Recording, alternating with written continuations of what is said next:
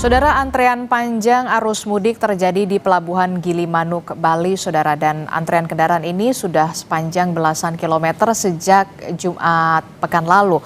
Bahkan banyak dari pemudik yang kemudian harus mengantre belasan jam lamanya sampai 12 jam hingga 24 jam. Padahal untuk dari Denpasar ke Pelabuhan Gilimanuk, Bali ini hanya membutuhkan waktu 3 hingga 4 jam.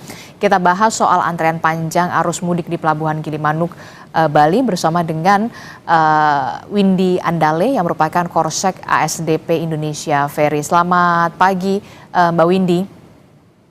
Selamat pagi, Mbak Disti. Ya, Mbak Windy, ini kan kita tahu ya, kemacetan panjang terjadi menuju Pelabuhan Gilimanuk, Bali. Bahkan kemacetannya sepanjang belasan kilometer sejak Jumat pekan lalu. Jadi apa penyebab kemacetan ataupun antrean panjang ke Pelabuhan Gilimanuk ini, Mbak Windy?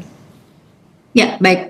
Terima kasih Mbak Disti. Jadi kalau kami melihatnya dari SDP, ada banyak faktor yang menyebabkan peningkatan dari angkutan mudik khususnya dari Gilimanuk menuju ke Tapang di tahun 2026 ini. Tentu saja yang paling utama adalah tingginya animo masyarakat untuk melakukan perjalanan mudik di tahun 2026 dan juga karena adanya rencana penutupan pelabuhan di periode Nyepi nanti, sehingga prediksi dari kami para pengguna jasa ini melakukan percepatan dalam pelaksanaan mudiknya gitu. Jadi memang mereka mudik lebih awal, menghindari nantinya penutupan pelabuhan pada saat periode Nyepi.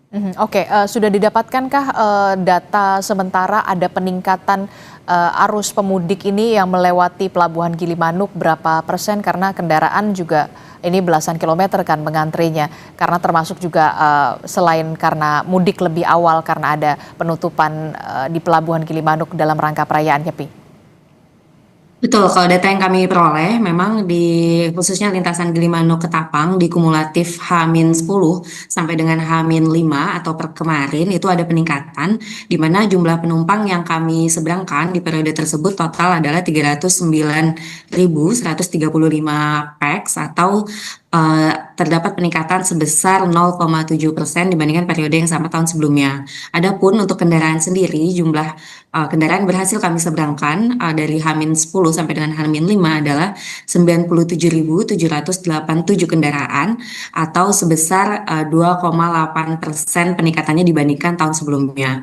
Namun yang menarik di sini adalah peningkatan kendaraan ini didominasi dari peningkatan jumlah bus yang akan menyeberang dan juga tingginya arus truk logistik yang melakukan penyeberangan. Ini merupakan salah satu contributing factors kami melihatnya karena saat ini adalah pembatasan truk yang belum optimal sehingga turut berkontribusi terhadap kepadatan yang terjadi.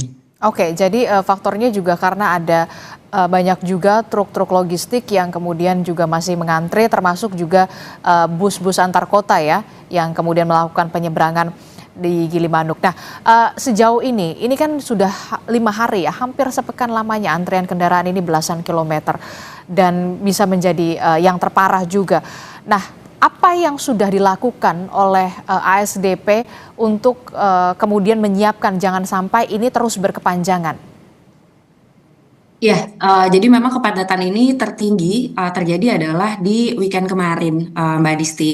Data kami menunjukkan bahwa di hari Minggu khususnya itu lonjakan yang terjadi per hari adalah sampai dengan 33%. Sementara di periode sebelumnya, mulai dari H-10 itu belum terlalu terjadi peningkatan yang signifikan. Nah, kalau yang sudah kami lakukan, tentu saja kami berkoordinasi dengan intens dengan para pemangku kepentingan terkait dengan penyeberangan, mulai dari kepolisian, BPTD, KSOP, dan untuk bisa memperlakukan percepatan proses operasional pelabuhan.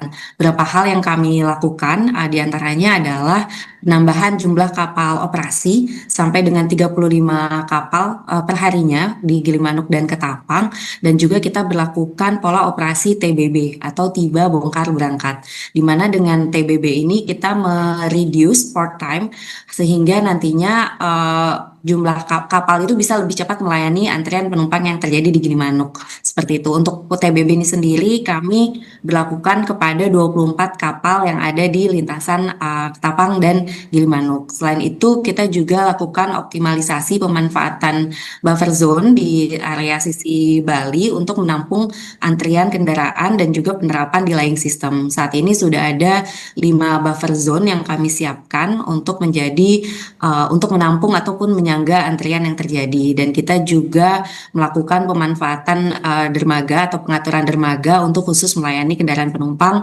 kendaraan logistik maupun kendaraan roda 2. Harapannya dari beragam strategi yang kami lakukan tadi, ini bisa dengan cepat mengurai antrian yang terjadi. Dan per hari ini juga rencananya akan mulai dioperasikan kapal perbantuan gitu. Jadi kami tarik kapal dari Pelabuhan Lembar untuk bisa turut melayani di Ketapang dan Gilimanuk. Oke, tadi Anda mengatakan ada beberapa upaya yang memang sudah disiapkan. Salah satunya adalah mengoptimalkan 35 kapal yang setiap harinya beroperasi untuk melakukan penyeberangan di arus mudik Lebaran 2026 ini, termasuk juga ada pola operasional TBB, tiba bongkar berangkat, dan juga ada 5 buffer zone. Saya ingin tahu untuk operasional tiba bongkar berangkat ini waktunya dipersingkat berapa lama untuk kemudian bisa terus mengurai kepadatan kendaraan di sana? Ya, jadi dengan penerapan tiba bongkar berangkat ini pada saat kapal berangkat dari Gilimanuk menuju ke Tapang, dia melakukan bongkaran kendaraan, kemudian tidak melakukan pemuatan, sehingga kapal kemudian langsung kembali ke Gilimanuk untuk kembali melayani lintasan Gilimanuk ke Tapang. Nah, jumlah waktu yang kita efisiensikan itu kurang lebih sekitar 20 menit ya, karena port time di Ketapang dan Gilimanuk itu kurang lebih di sekitar 20-30 menit. Oke, nanti kita juga akan tanya soal jam operasional karena memang Pelabuhan Gilimanuk ini akan ditutup untuk menghormati di perayaan Nyepi. Tapi jangan dijawab dulu soal operasional Pelabuhan Gilimanuk. Kita akan jeda dulu, usai jeda kami akan kembali di Breaking News Kompas TV.